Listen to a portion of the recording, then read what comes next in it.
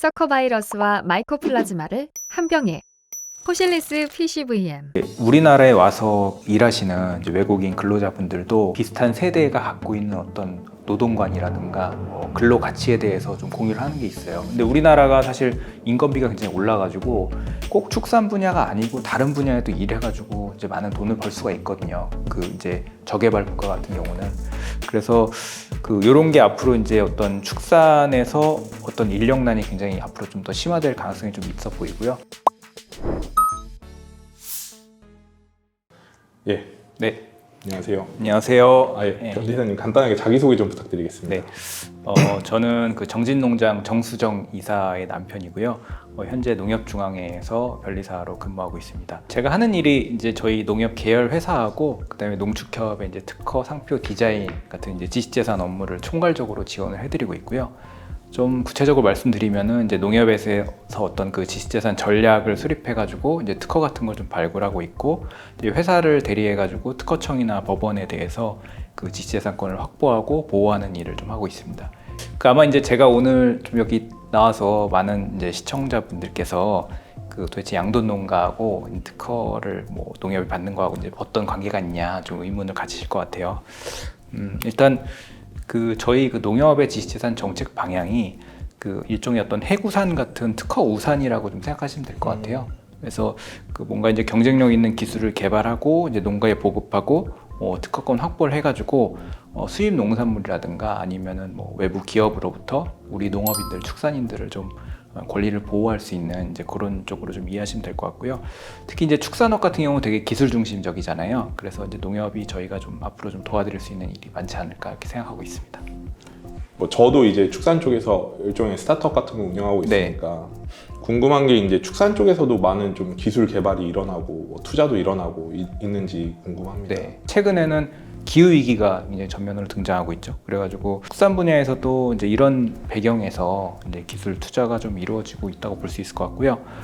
우리나라도 이제 얼마 전에 대통령이 스마트 농업을 좀 앞으로 육성하겠다 이런 말씀을 하셨고, 그래서 이제 앞으로 5개의 유니콘 기업을 좀 만들 계획이다 이렇게 말씀하셨고, 그래서 실제로 좀 투자도 좀 많이 이루어지는 걸로 알고 있고, 축사에 CCTV를 설치해가지고 인공지능으로 분석해서 그 동물의 어떤 그 가축의 움직임이라든가 이런 걸 분석하고, 그 다음에 혈액에서 그 샘플을 채취해가지고 면역력이라든가 어떤 건강 관리하는 이제 그런 그 솔루션으로 좀 알려져 있습니다.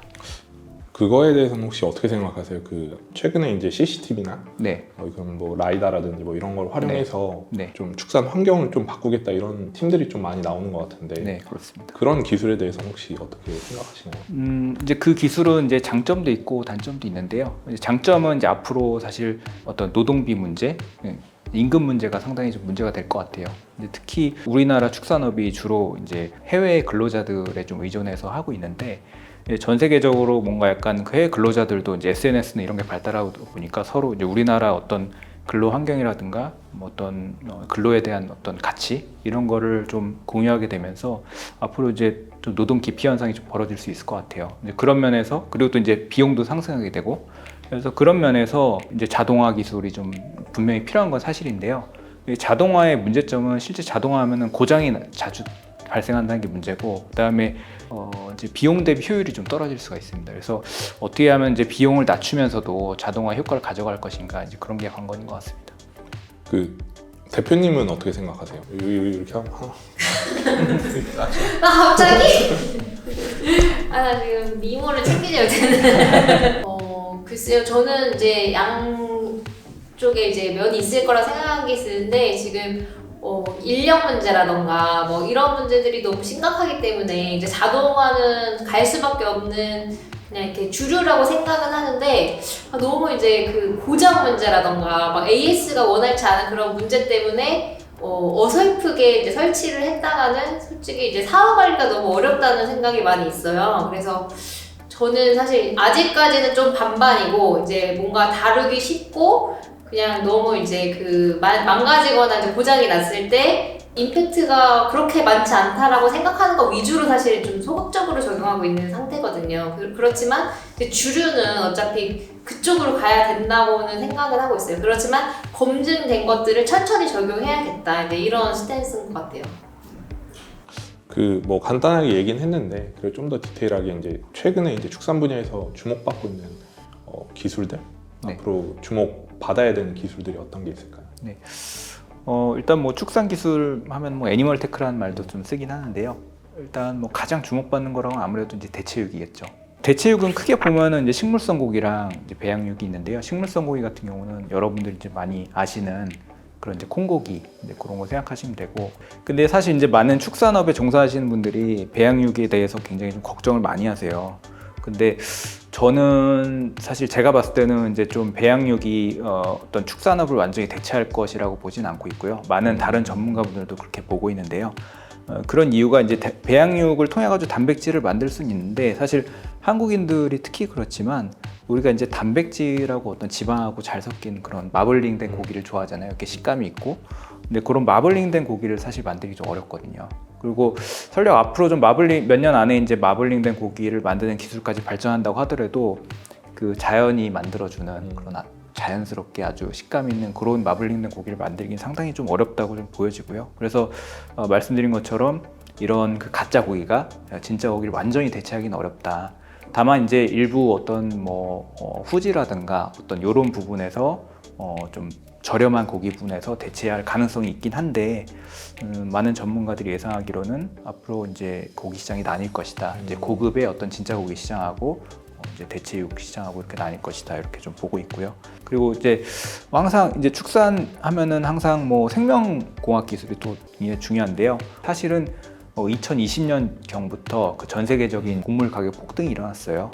그래서 이제 그거를 과학자들이 원인을 따져보니까 이제 적도 부근에서 어떤 그 무역풍이 있는데, 무역풍이 강화되면서 이제 라니냐 현상이 일어나가지고 그걸로 인해 가지고 그 식량 생산이 굉장히 좀 타격을 받고, 그래서 식량 위기가 일어났다고 좀 밝혀진 바 있고요. 그래서 사료값도 폭등하고 있고요. 그래서 앞으로 이제 좀 더 생산성이 높은 어떤 작물 재배가 필요하고, 유전자 제조학 기술이라든가 그런 걸 통해 가지고 식량 생산성을 높이고 사료값을 안정화시키는 이제 이런 기술이 필요한 거죠. 그럼 변리사님이 개인적으로 주목하는 분야는 어떤 건가요? 저는 좀 대체 사료에 좀 관심이 있어요. 대체 사료요? 예. 그러니까 소 같은 경우는 지금 기후 문제랑 좀 관련이 있고요. 그러니까 최근에 이제 그 메탄 저감 기술의 하나로서 그 사료를 통해 가지고 그 소가 내뿜는 가스를 그 온실가스를 줄이는 그런 기술들이 많이 각광을 받고 있고, 실제 이제 적용 단계에 있습니다. 이제 돼지 같은 경우는 이제 사료비를 절감할 필요가 있습니다. 왜냐하면 수입에 많이 원재료 수입에 의존하기 때문에 그 수입 곡물가가 오르게 되면은 이게 사료비가 오르게 되고, 그러지 않아도 우리나라 축산업이 가격 경쟁력이 없거든요. 네, 가격 그렇죠. 경쟁력이 없는데 지금 사료비까지 오르게 되니까 원가가 너무 올라 버려 가지고 가격이 더 오르게 되고 수입 축산물에 대해서 대응하기가 어렵거든요. 이제 그런 부분을 이제 사료값을 낮추기 위해 가지고 대체 사료 연구가 필요하고요. 사료 첨가 성분에 대해서도 국산화하는 게 좀 필요하고 그렇습니다. 그래서 앞으로는 좀 이런 부분에 대한 연구가 좀 필요하지 않겠나 이렇게 보고 있죠. 그러면은 딱 이렇게 스타트업들도 많이 만나시나요? 지금은 사실 이제 대기업에서 일하다 보니까 이제 스타트업을 지금은 별로 많이 만나지 않고요. 예전에 많이 만났습니다. 네. 여기는 내가 투자하고 싶다라는 생각이 들 정도였던 데는 혹시 있었나요? 최근에 이제 어떤 업체에 대한 정보를 봤는데요. 네. 그 업체는 그 계란을 만드는 거예요. 계란을 만드는데 이제 어떤 단백질을 이용해 가지고 실제 계란하고 똑같이 만드는 건데 색소까지 넣어서 굉장히 좀 재밌는 업체가 있습니다. 예. 그 굉장히 가족들이 하는 사업과 반대되는. 그런 거 안 된다고 그런 거. 앞에서는 배양육 같은 거 안 될 거라고 하셨으면서. 네. 근데 저는 이제 사실 이제 저는 좀 객관적으로 봐야 되는 입장이잖아요. 축산업에 종사하는 분들 입장에서도 객관적으로 시장 상황을 봐야지만 거기에 대처할 수가 있거든요. 이거를 자기한테 유리하게만 나는 이게 축산업을 보호돼야 되니까 저거는 뭔가 대체육 저건 맞지 않아 뭐 이런 식으로 하는 것보다는 그 대체육 기술에 대해서 정확히 이해를 하고 거기에 우리가 갖고 있는 장점이 있거든요. 우리가 갖고 있는 장점을 최대한 살리고 이렇게 하는 게 오히려 더 경쟁력을 강화시킬 수 있지 않나 이렇게 보고 있어요. 와이프분과도 되게 이런 얘기 많이 하시나요? 기술이라든지 아니면 뭐 세계적인 상황이라든지. 이제 저는 그런 대화를 좀 좋아하고요. 제 아내는 좀 그렇습니다. 혹시 과가 어떤? 저 컴퓨터 전공했습니다. 그러시죠. 네. 우리 엔지니어 분이랑 비슷한 거 같아요. 그 뭐 이렇게 어디서 보고 이 기술 괜찮다 싶어서 추천해 주신 건 없으신가요 혹시? 네, 추천한 거 있습니다. 그러니까 그 여름철에 이제 기온이 올라가게 되면 이제 모돈의 수태율이 떨어지잖아요. 수태율이 떨어지는 건 이제 기온이 올라가는 거기 때문에 최대한 그 단열을 하는 게 중요합니다. 그 축사 단열이 중요해요. 근데 요즘에 최근에 단열 페인트가 각광을 받고 있거든요. 그래서 네. 축사 지붕에다가 단열 페인트를 칠해주게 되면은 단열 효과가 있기 때문에 여름철에도 기온이 많이 안 오릅니다. 제가 그거를 좀 추천하고 있고, 그게 이제 비용도 사실 아니 비용도 근데 이제 그런 이제 우리가 사실 어떤 기술 개발이나 기술 혁신이 일어나는 어떤 산업 분야를 따져봤을 때 축산업이나 농업 분야에서 기술 혁신이 일어나는 코어 부분은 아니거든요. 보통 축산업이나 이런 쪽은 다른 쪽에서 일어난 혁신을 도입하는 경우가 많아요. 그렇죠. 근데 이런 그 단열 페인트 같은 경우는 실제로 다른 곳에서 이제 최근 들어서 각광을 받고 있거든요. 예를 들면은 건물 외벽에다 칠해가지고 건물의 단열 효과를 높인다거나 이런 데 많이 쓰이고 있거든요. 근데 이런 걸 우리가 축산업에다 적용하게 되면은 상당히 축산업에서도 도움이 된다 이렇게 보는 거죠. 뭐 대충 알 것 같긴 한데 와이프분께서 뭐라고 하셨나요? 그 얘기 듣고 와이프 뭐 듣질 않았습니다. 제가 얘기하는 거. 사실은 와이프한테는 저는 전문가가 아니고요. 저는 그냥 뭐라고 해야 되지? 비전문가. 예. 사실 축산을 하는 가족과 같이 살아서 장점과 단점이 있나요? 저는 일단은 제가 사실 축산업은 사실 문해안이잖아요. 원래 문해안이었잖아요. 원래 문해안이었는데 축산업을 알게 돼서 사실 제가 봤을 때 굉장히 미래 산업이고 각광받을 산업이기 때문에 변리사는 사실 새로운 기술을 다루기 때문에 그 새로운 산업에 먼저 발을 들여놓고 프론티어로 간다는 것 자체가 굉장히 큰 축복이거든요. 그래서 굉장히 감사하게 생각하고 근데 아시다시피 양돈 같은 경우는 굉장히 바빠요. 일이 많고 그래서 가족 여행을 좀 길게 못 가고 그런 게 좀 아쉽죠. 예. 저는 이제 그 축산업이 이제 제가 뭐 직접 일을 하는 건 아니고 이제 아내가 좀 하지만 상당히 좀 좋은 일인 것 같아요.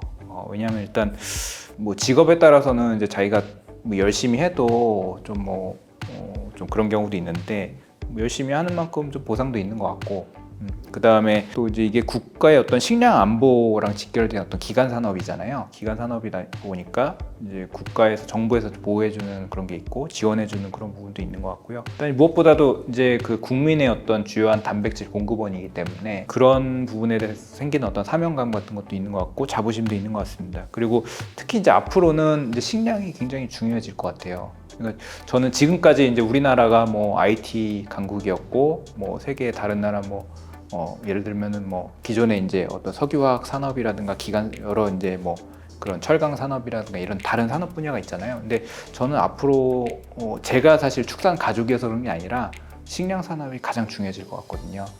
그래서 앞으로 이제 더 이제 고부가 가치 산업이고 국가의 어떤 필수 산업으로서 각광을 받지 않을까 이렇게 생각하고 그래서 그 이제 축산에 종사하시는 여러분들이 굉장히 자부심을 갖고 즐겁게 일을 하시면 굉장히 좋을 것 같습니다. 인터뷰는 이 정도 하면 네, 네, 충분히 네. 나올 것 같거든요. 네.